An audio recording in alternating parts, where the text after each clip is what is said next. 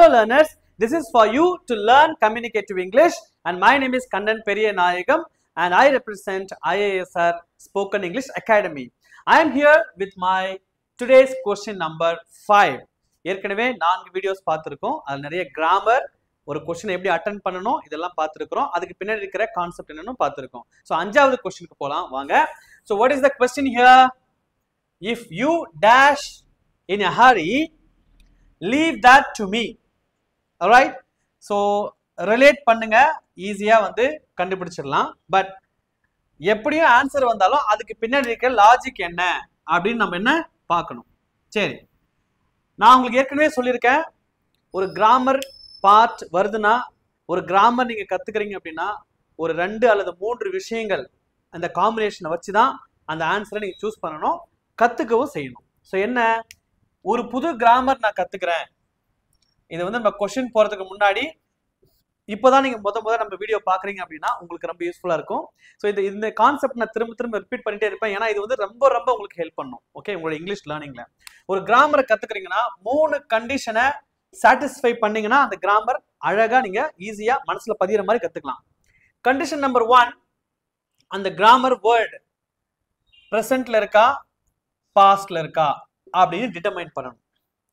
Okay, condition number 2, சிங்குலர்ல இருக்கா plural இருக்கா அப்படின்னு டிட்டர்மைன் பண்ணணும். Alright, and third is very important. அதுதான் உங்களுடைய ஃபவுண்டேஷனை வந்து உங்க பேசிக் எந்த அளவுக்கு நல்லா இங்கிலீஷ்ல இருக்கீங்கன்றது வந்து காமிக்கும்.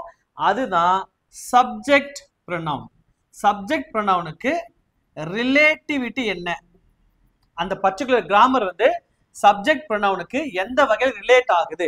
ஸோ இந்த 3 கண்டிஷன்ஸ்ல ஏதாவது 2 அல்லது 3மே சாட்டிஸ்ஃபை ஆனா ஆன்சர் ஈஸியா கண்டுபிடிச்சிடலாம். ஸோ கொஸ்டினுக்கு திரும்ப போலாம். If you dash in a Hari, leave that to me அப்படின்னு சொல்றோம். இப்போ இந்த சென்டென்ஸ் வந்து என்ன டென்ஸ்ல இருக்கு முதல்ல தெரிஞ்சுக்கலாம்.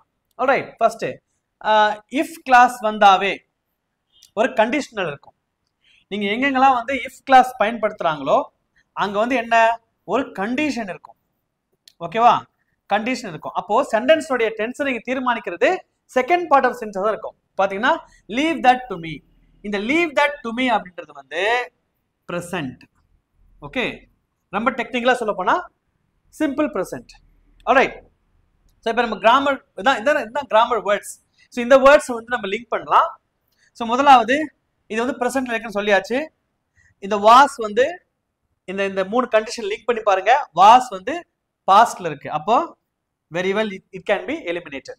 ஆல்ரைட், வேர் வந்து பாஸ்ட்ல இருக்கு, இதையும் எலிமினேட் பண்றீங்க. ஸோ நம்ம கிட்ட வந்து ஹேஸ் இருக்கு, ஆர் இருக்கு. ஆல்ரைட், ஸோ தேர்ட் கண்டிஷன் என்ன சொல்லியிருக்கேன், ஒரு கிராமர் கத்துக்கும் போது சப்ஜெக்ட் ப்ரொனவுனுக்கு ரிலேட் பண்ணீங்கன்னாவே அதை வந்து ஈஸியா நீங்க கத்துக்கலாம். சரி, இது எப்படி அழகா ரிலேட் பண்றது கவனிங்க. இப்போ நான் யூக்கு அப்புறம் ஆர் வருமா அல்லது ஹேஸ் வருமா தீர்மானிக்கணும் அப்படின்னா இந்த சப்ஜெக்ட் ப்ரொனவுனுக்கு அப்புறம் வர ஆக்சிலரி வெர்ப் என்னன்னு கண்டுபிடிக்கணும்.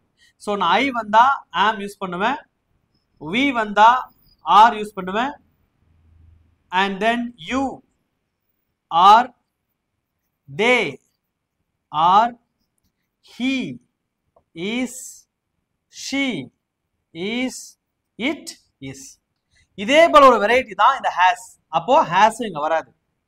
Alright, so என்கிட்ட வந்து இப்ப you are, clearly it has come. No, if you are in a hurry, leave that to me. My dear friends, நல்லா கவனிங்க, இந்த போர்ஷன் இருக்குல்ல இதுதான் கிராமர்னு சொல்றோம். இது வந்து ஆக்சிலரி வெர்ப்னு சொல்லுவோம். இந்த போர்ஷன் வந்து auxiliary verb. they are very important. நீங்க வந்து ஒரு லாங்குவேஜை மாஸ்டர் பண்ணணும் அப்படின்னா முதல்ல இந்த சப்ஜெக்ட் ப்ரொனவுன் சொல்லக்கூடிய 7 தரவு பண்ணிக்கங்க.